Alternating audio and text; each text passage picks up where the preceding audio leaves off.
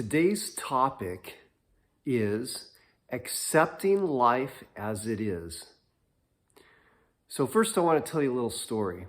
Once upon a time, there was this man, middle-aged man, and he had a family and he lived in this little village. One day his son left the gate to the corral open, and they owned a horse, and that horse got out of the corral and ran away.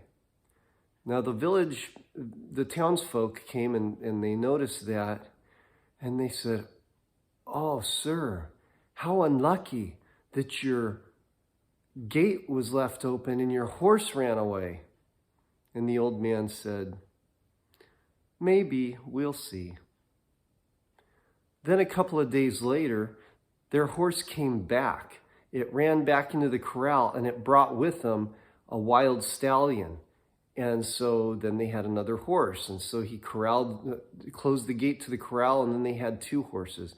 And then the townspeople said, "Oh, sir, how lucky.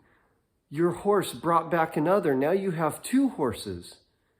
And the man said, "Maybe we'll see."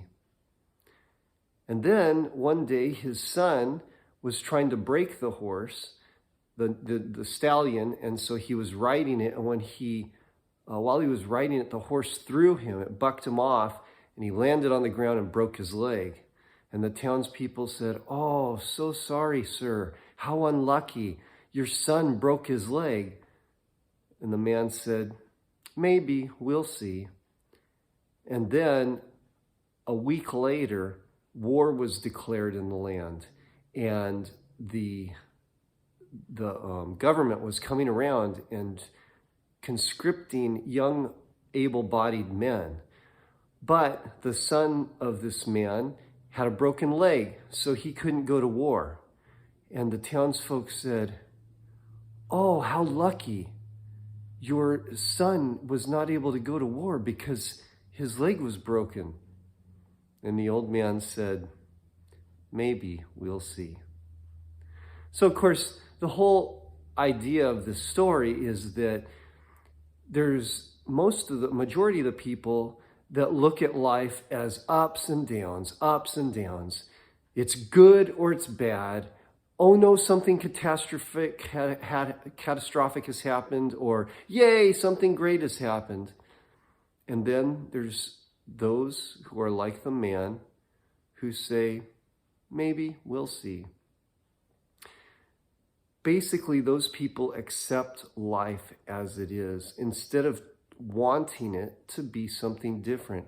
Whenever a person exclaims how great something is or exclaims how bad something is, it's usually because they want it to be, well, when it's great, they want it to stay great. But when it's bad, they want it to be better. So there's this heightened elevation of emotion in one direction or the other.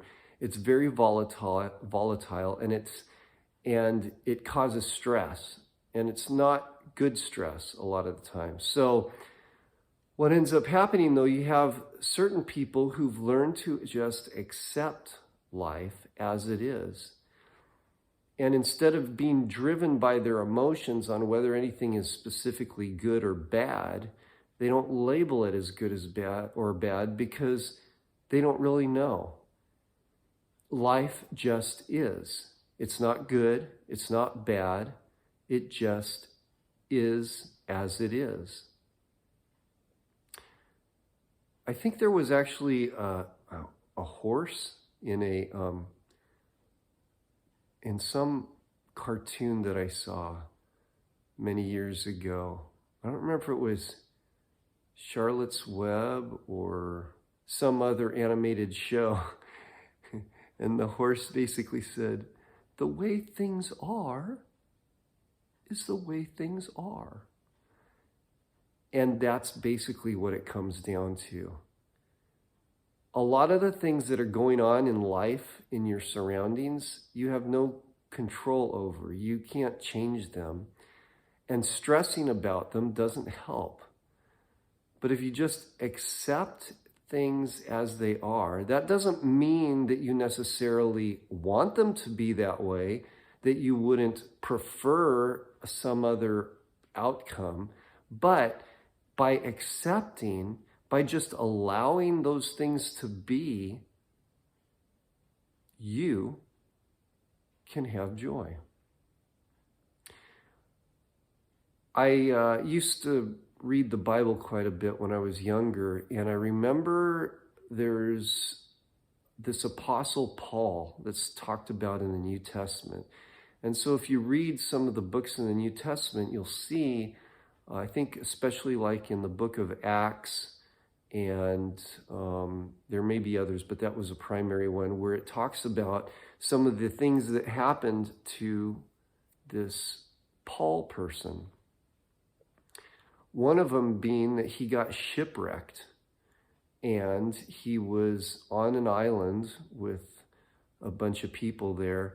And while he was on the island, he got bit by a poisonous snake, and it bit his hand apparently, and he took it and he just whipped it off, and it landed in the fire. Now, he didn't complain about it. He didn't think anything of it really, or say anything of it. And all the townspeople were looking at him, just waiting for this guy to die. And he didn't die. And they were all surprised. In fact, they thought he was some kind of god or something, because this poisonous snake that would drop anybody else dead on a bite like that didn't have any effect on him. And he used that to his... So he gets shipwrecked, no complaint. He goes and gets bitten by a poisonous snake, no complaint. And he actually was able to take advantage of the situation to talk to people about what he was preaching, or what his whole missionary purpose in life at the time. And later on in his life, he got imprisoned. And while he was in prison, he was writing letters and expressed joy in his letters, and encouragement, and gave encouragement to the people that he was writing to. So he did not see life as a series of ups and downs that were to be, or some kind of goals that you needed to chase in order to enjoy a comfortable life. He saw life as a joyful experience as long as he knew who he was.